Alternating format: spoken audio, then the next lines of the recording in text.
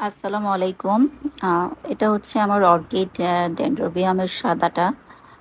এটা যখন কালেক্ট করেছিলাম প্রায় 5 সাড়ে 5 বছর আগে, একসাথে 5টা কালেক্ট করেছিলাম। তো কোনো একটা কারণে 4টা হারিয়ে ফেলেছি, আর তার মধ্যে এটাই লাস্ট আমার কাছে আছে।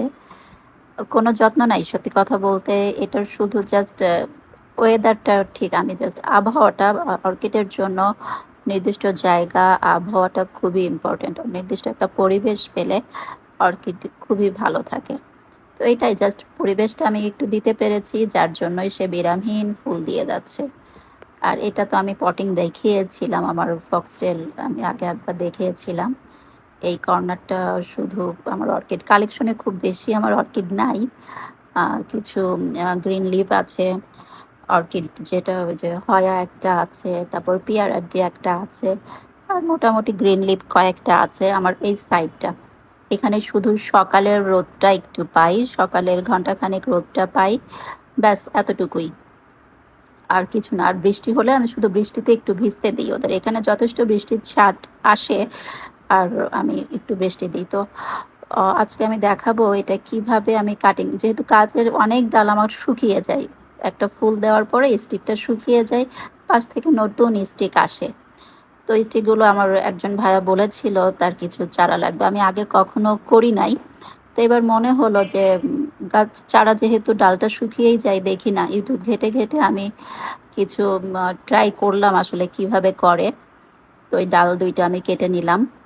আর গতকাল রাতে আমি হচ্ছে এই কোকোপিটগুলো ভিজিয়ে রেখেছিলাম, আমার হচ্ছে কিছু ফাঙ্গিসাইড পানিতে ভিজিয়ে রেখেছিলাম। তো সেটাই অল্প একটুতেই অনেক হয়ে গেছে, সেটাই আমি একটু একটু করে তুলে নিচ্ছি।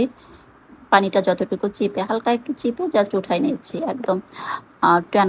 ট্রান্সপারেন্ট একটা পটে আমি আগে ওটা একটু সেট করে নিচ্ছি চেপে চেপে। আমি আসলে খুব বেশি অভিজ্ঞতা আমার নাই, আগে কখনো করি নাই।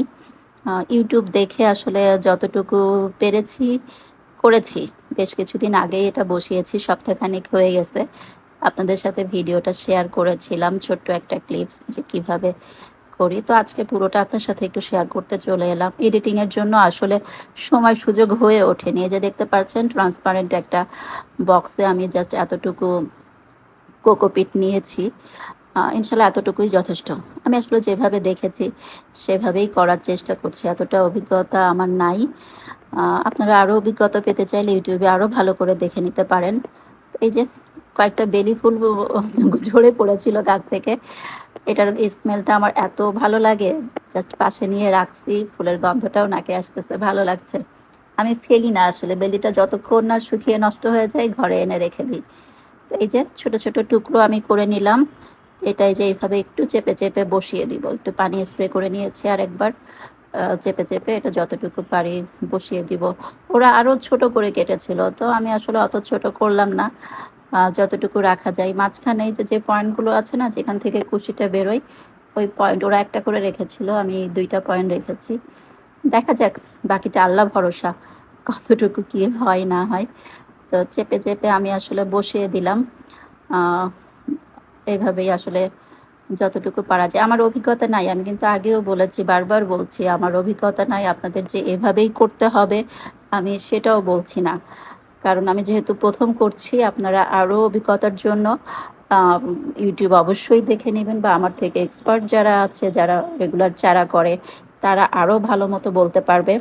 তো এই যে আরেকটু পানি স্প্রে করে দিব আমি উপর থেকে, দিয়ে জাস্ট ঢাকনাটা লাগিয়ে আমি রেখে দিব যতদিন কুশি না আসে। ওরা 15 থেকে 20 দিন রাখতে বলেছিল, তার মধ্যেই নাকি কুশি চলে আসে। তো দেখা যাক, সেটাও আমি আপনাদের সাথে শেয়ার করব। যেহেতু আমার 1 সপ্তাহ অলরেডি হয়ে গেছে, 1 সপ্তাহ আগে আমি এটা করেছি। তো এই যে হয়ে গেল বসানো, উপর থেকে আরও একটু পানি ছিটিয়ে দিলাম, এভাবেই রেখে দিব ঢাকনাটা লাগিয়ে। নেক্সট কি আসে সেটাও আমি আপনাদের সাথে অবশ্যই শেয়ার করব। পুরো ভিডিওটা দেখে আপনাদের কেমন লাগলো অবশ্যই জানাবেন, আপনাদের অভিজ্ঞতাটাও শেয়ার করবেন, কে কে এইভাবে করেছেন, যারা করেছেন। তো থ্যাংক ইউ ফর ওয়াচিং।